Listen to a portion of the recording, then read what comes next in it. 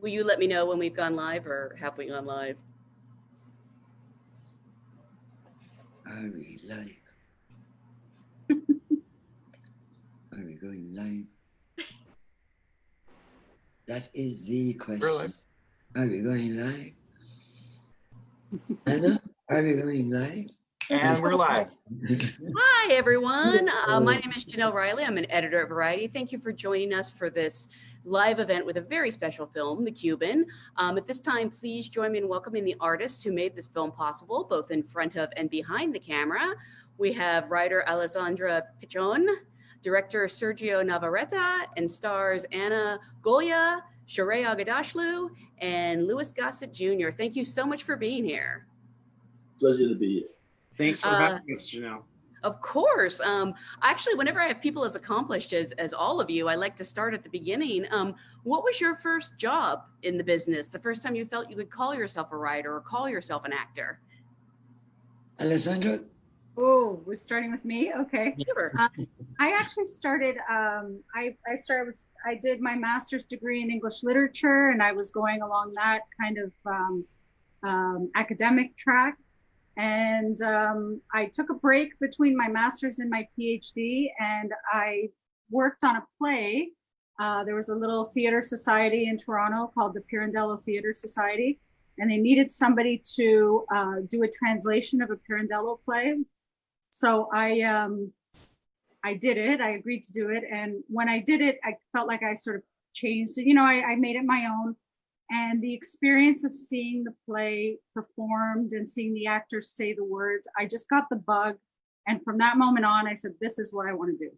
So, so then I just started learning as much as I could about it. And I eventually met Sergio and got involved in one of his first short films, and the rest is history. Wow. And Sergio, for you, when was the first time you felt you could call yourself a director? Wow. It's, you know, obviously as children, we all dreamt of, you know, being a part of this business and being in Hollywood, until I went there for the first time and realized that Hollywood is an elusive place, and it's more of a fantasy, and it's sort of something we collectively share. But I started in music from a very young age, from the age of 5. And I realized early on that I could make my parents happy and make them smile by being on stage. As nervous as I was, because I was extremely shy, I realized the power of that. And then somewhere in my early 20s, I met a director who had made a movie on 60mm film. And I said, how did you make a movie? And I was fascinated. So I went for, I guess it was like 3 years, and I apprenticed with him.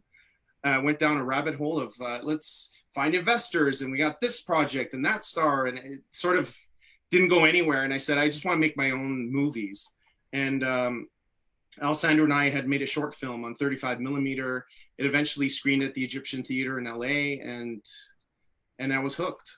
And around the same time, I met James Cameron, who said, if you want to be a director, just go off and make a movie, pick up a camera and shoot something. So that those simple words set me off. And it's like, if he can do it, I can do it. And that's kind of how it started. Great. Anna, for you? Well, for me, I started dancing when I was 5 years old. We watched a lot of Shirley Temple films in the house, so I was really inspired by her. And so I danced competitively, and when I was 9, I went to a spring break camp that had an acting program and a dancing program. And that's kind of where the director said I was talented, as I should pursue acting, and I thought it was boring. I was not into it at the time, until I went to this talent showcase, and right there an agent called me and said she wanted to represent me, and the first audition I had, I booked. And so the first day on set is kind of when I realized that, oh, I actually really like this. I love how everybody started in something else. Sheree, what about for you? Well, ever since I was 5 years old, 6 years old, I knew that I was an actor. But I was 16 when I decided to become an actor after watching Gone with the Wind. I told my mother, and she said, not under this roof, our roof, until you get yourself educated. So I had to pursue both my dream and higher education. Got my BA in political science, kept on working, and I've been acting for 45 years now. Wow. Mm. I was going to say no one can top that, but Louis, you might have been acting even longer. Yeah, it's turning out to be my 65th year. Wow. But I was raised in the post-depression children. Nobody had anything. The girls had chalk and rope, and the boys that played baseball with a broomstick handle, without the broom. Third base was the Chevrolet on the left. Played punch ball and throw the.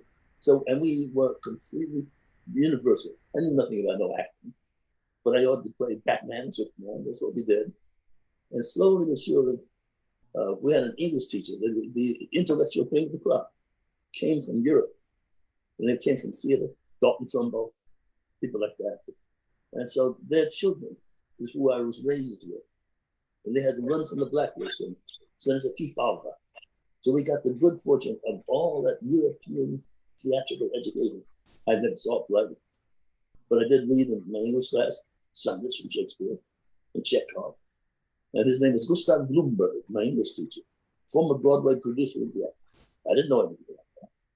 So he watched the dailies one day and the headlines of the Hollywood Reporter, something like that.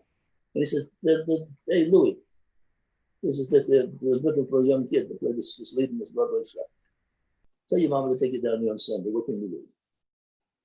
So my mama took me down on Sunday, and I show up in this theater, oversized, Victorian looking thing, with one light on the stage, and people started laughing at me.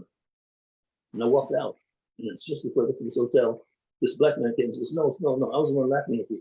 You look just like me when I was your age, and I wrote the play. So he said, I want you to do the play for me. That's how I got into the show business. Never having seen the play.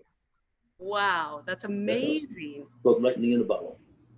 And we've come all this way to this week where you just landed your 11th Emmy nomination for Watchmen. Yes. Congratulations. Yeah. Yes, and you have a new movie opening. I love it. It's not bad, yeah. I actually want to start at the beginning with Alessandra. What inspired you to want to tell this story? I know that all films are personal, but this one feels remarkably so. Yeah, it was actually really personal, and it was personal for each member of our team, I think, in a different way, and everybody involved. It actually came to me through Taras Colton, who's the fourth producer on the film, and he's actually behind the scenes right now, handling the technical part of all this. But he had a dream about his grandfather back in Russia, and it was I guess it made a real impression on him. I guess he dreamt about reuniting with his grandfather just before he passed and hearing his stories one last time. So he shared the dream with Anna Goya, and Anna has some experience in her own life with elders in her own family, and I guess it touched her as well. So she brought the idea to Sergio, and Sergio, again, it was a very personal story for him, having lost his father not too long before that. So they, kind of germinated this story and came up with some ideas around it and brought it to me and said, what do you think? Should we make a short film?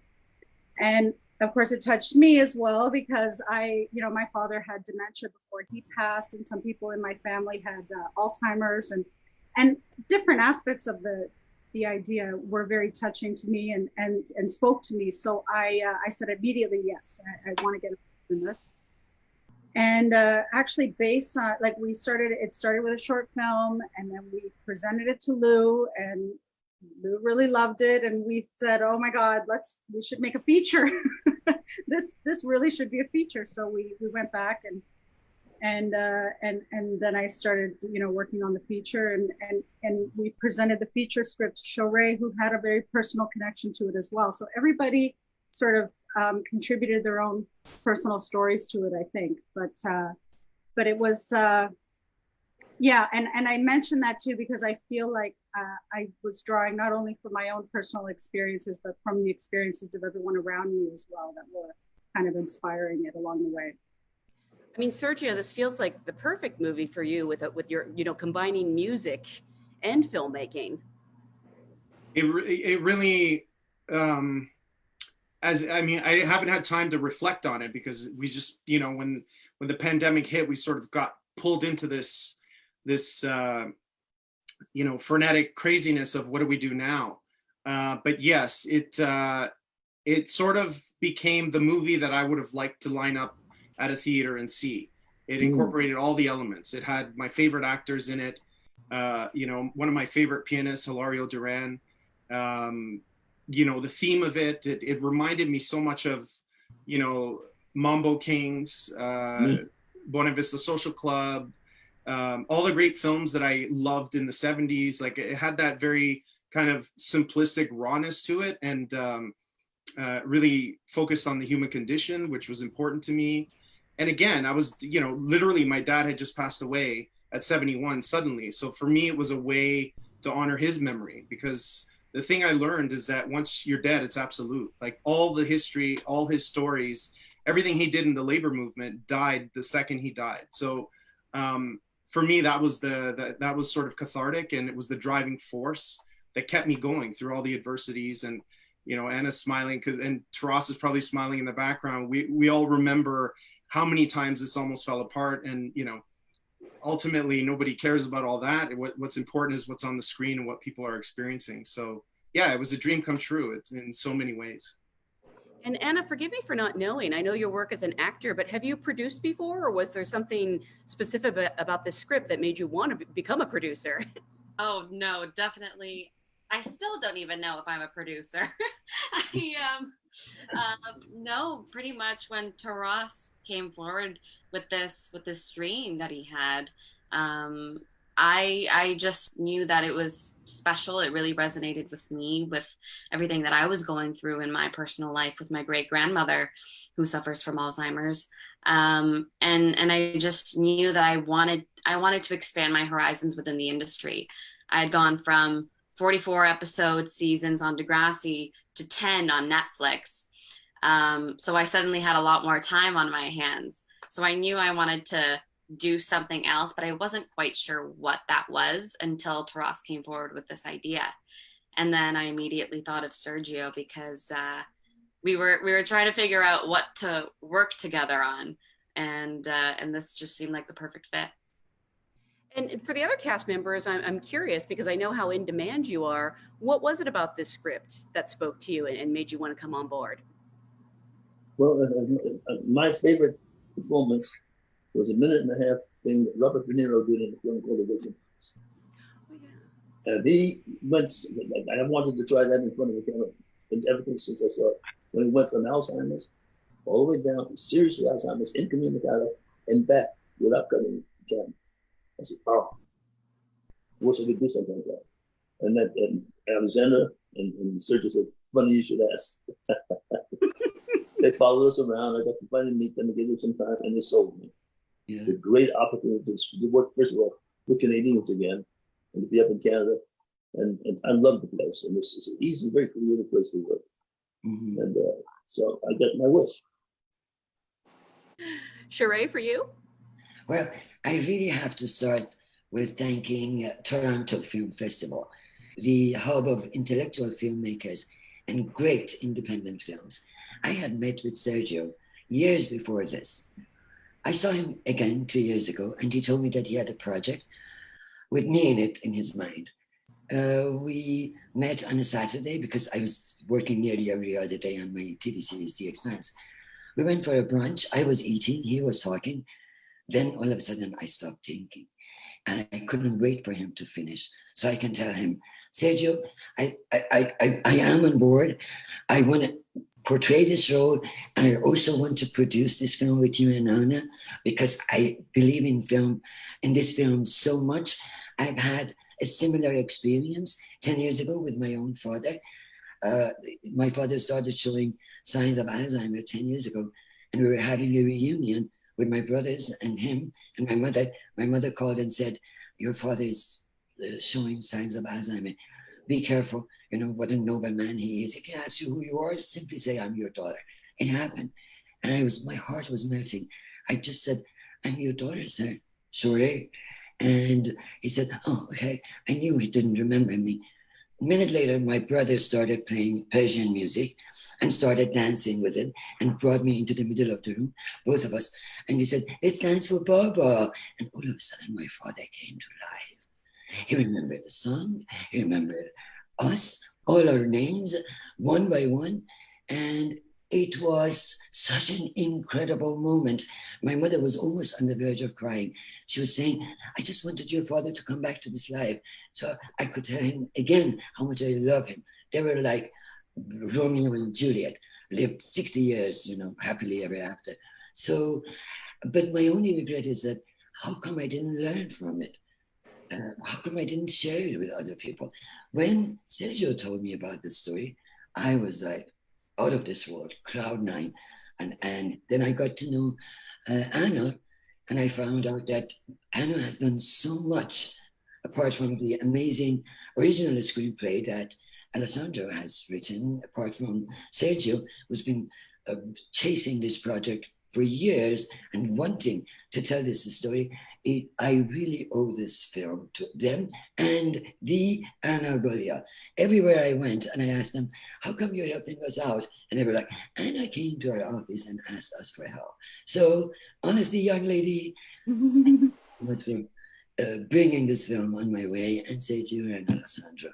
Thank you for telling this story. And I tell you what, Jenna, some stories want to be told. And that's why this happened. Mm-hmm. Anna, sounds like you're a producer to me. Everybody was willing to line up and do you favors. That's what it is. By the way, I want to remind everyone watching at home, if you have any questions, you just hit the Q&A box in the lower right-hand corner. You can just type questions directly, and I'll try to get through as many as possible at the end. But I am curious. I know you've had personal experiences that sort of speak to this project. But was this a world you were already familiar with? Elder care and Cuban music. What sort of research had to go into writing and then also preparing to play these roles? Can you see this? Oh yeah. Oh, is that you? That's me when I first started in show business in 1953. And it's my great grandmother. 115. Wow. Wow. So she came to see the play. She was responsible for raising me and my cousins. So the culture that we talk about, which is also something I remembered when I got this film, and also got a Grammy with Quincy Jones doing what is called a field holler. A field holler is the way we communicated through gospel and stuff like that. And so back in Africa, there was drums and sound. So we've been practicing, most of us have been practicing our communication before the intelligent words. Stop it, my puppy, protecting me. So we've had this back together. So this film reminds us how we communicate before the established English or French or stuff. We always communicated. There was always something to do at every age in the family. So that brought me back to the memory, as I did with Fiddler, the way to communicate, other than with books sometimes. So my great grandma taught me some stuff, and this film reminded me, and I allowed Anna to bring me back to my memory, artistically, by reminding me of the smells and the tastes, and finally the music of Cuba. I was kind of jealous of your character at the start because he gets to eat all that great Cuban food. Oh man! Well, I got to eat the. Well, if I didn't get home in time during the post-depression time, I could eat the gefilte fish, lasagna, corned beef and cabbage. Whoever was home, fried chicken. Whoever was home was where my dinner was. So that's my childhood. I hold it to my soul today. I want the world to be like that right now. Alessandra, for you, were you familiar at all with Cuban music? I'm imagining it's a cliche to say, but the music really is a character in this story. Yes, and it I'm is. curious if you wrote it in, or you worked with the music supervisor, the composer. I did play. I'm sort of familiar with Cuban music. I mean, I've been to Cuba once before, but I also, I listened to some jazz, and I was familiar with Hilario Duran as well, who ended up becoming our composer. I hadn't really imagined that he would be him, but at the time, wonderful that we got him. But yeah, so as I was writing, I actually listened to Cuban jazz throughout the whole writing process. And a lot of the songs that were written into the film, like you know, the Cuban standards like Guantanamera and Quizás. Guantanamera, yeah. Yeah, and the Benny Moré song. So I was actually listening to them on almost on a continuous loop. But I never got sick of it, strangely enough. It just kept me going. Yeah. We have a question from online from Holly. Wants to know, what was the most challenging scene to film? I'm curious for the actors, but also Sergio, maybe from a logistical standpoint, what was the most challenging part for you? Two things. One, the Havana nightclub scene, because it was so complicated. There was so many dancers. You had the stars in the room. You had, you know, the band on stage, and just choreographing that. And when you're working with a limited budget, and having to think on your feet quickly is, you know, it's sometimes a challenge. We only had 2 days to shoot all that. And we actually had another scene in that club that we eventually ended up on the editing room floor. So we had a lot of business to cover. But by far, I think the biggest challenge for me, artistically and logistically, was shooting in Havana, Cuba. You know, there's a lot of anecdotal stories that, you know, would take me hours to recount. But the biggest lesson was to just completely like have a plan, know exactly what you want, but then throw it out the window when you go to Cuba. And just know that when we talk about living in the present moment, which we all talk about a lot in the Western world, and this kind of like pseudo spiritualism and live in the present moment, well, in Cuba, they do it just because it's part of their everyday life. They do it by sheer necessity. But the biggest takeaway is that I just find that it's so jovial, so vibrant, and so culturally fascinating that most of my creative ideas really happen there in Cuba.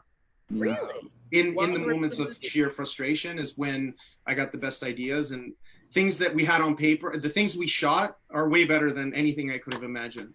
So I don't know if it was the rum or just the music and the dancing every night on our terrace, but something about it in the air. There's no coincidence that Hemingway and all these greats went to live there. It's just such a creative place. What about for the actors? First of all, I want to say the chemistry in this film is amazing. Like Sheree and Anna, like you really feel like family. And then obviously the movie hinges on Louis and Anna's chemistry. And I don't know if that's something you can fake. Did that come about naturally, or is that just something that happens when you're thrown together on a set? Well, it came about naturally for me. That young lady amazes me. I'm not going to say it so get spoiled if I say it too much. But it was very magic. We hit it off very easily. And so, and you look at the storyline, and what she has to do is to bring me back to life. So part of my responsibility is allowing her to do that creatively. But I didn't have to allow her. She brought me back to life. She brought that character with what she brought to the stage. I'm very grateful to have that experience. The other thing with you, Sergio, there was a during that my Latin experience at high school, there was a Tito Fuentes and a Tito Rodriguez's, and Dizzy Gillespie introduced a thing called Afro-Cuban. And when you do Afro-Cuban, we did my life with my blood was Cuban. I knew about Tito Rodriguez and all of the people. So they raised me. So it's still in my system, waiting to get in some kind of film to meet with all you people. I'm not let somebody else talk to me. Yeah. So it's interesting, Jenna. Both these amazing actors, they do interact.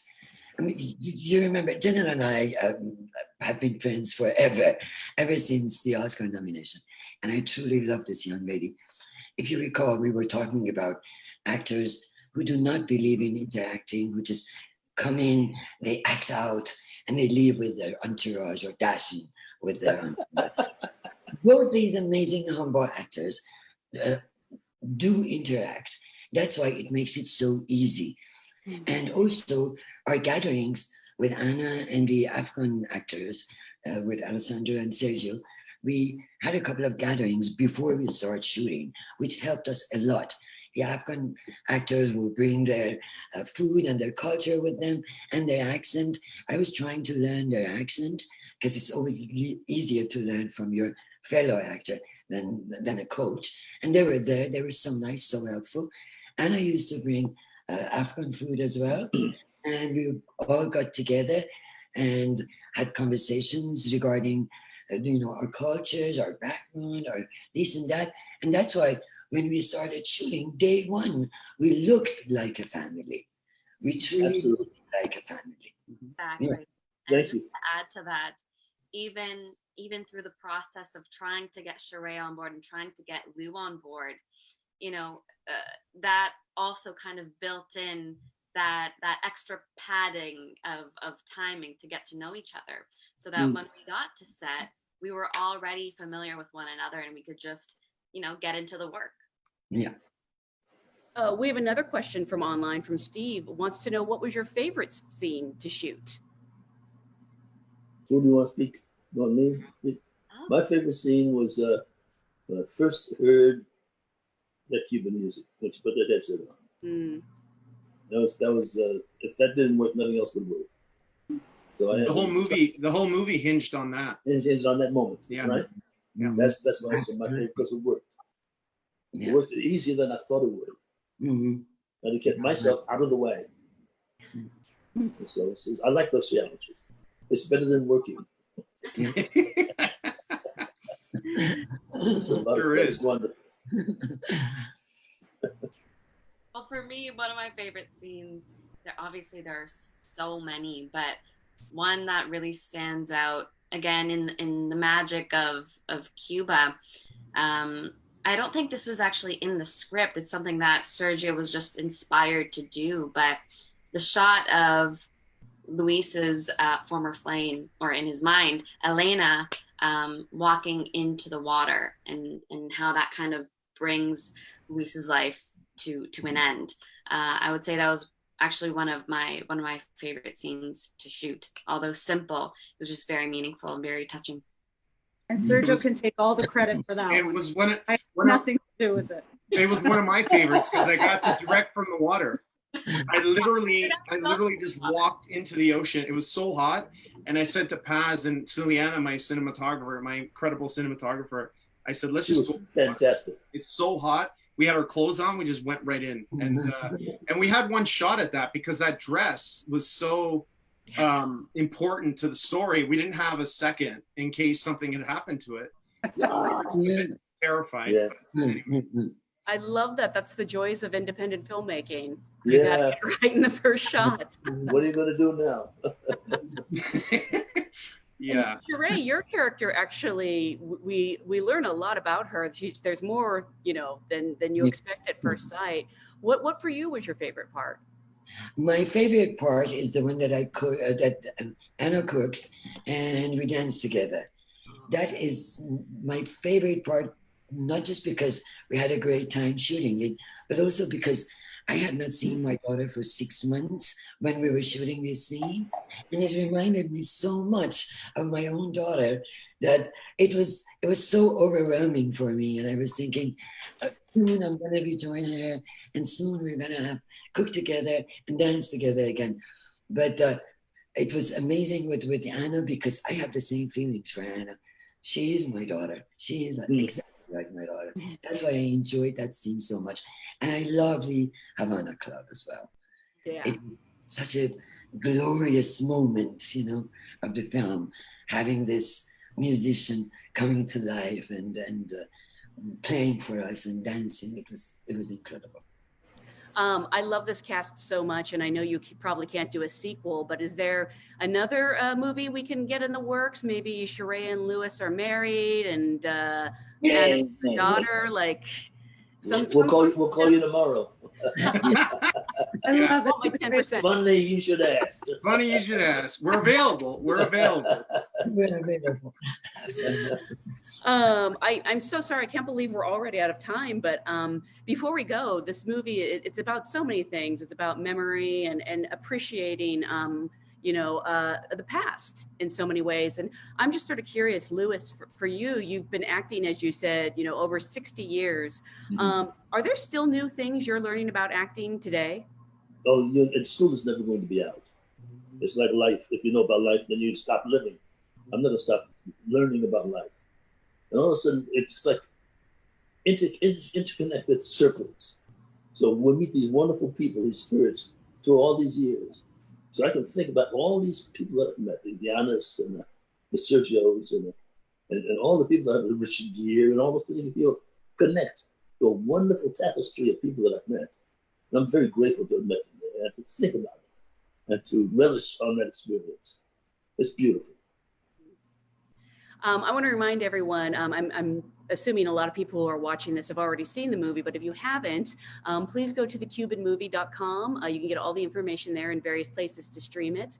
I want to thank you so much for joining us today, and thank you guys for being such wonderful panelists. Congratulations on a beautiful movie. Thank you. Thank you so much. Thank you. Have a beautiful weekend, everyone. It's great seeing everybody. Great to see you. So it's still out there? Oh, it's super hot. It's your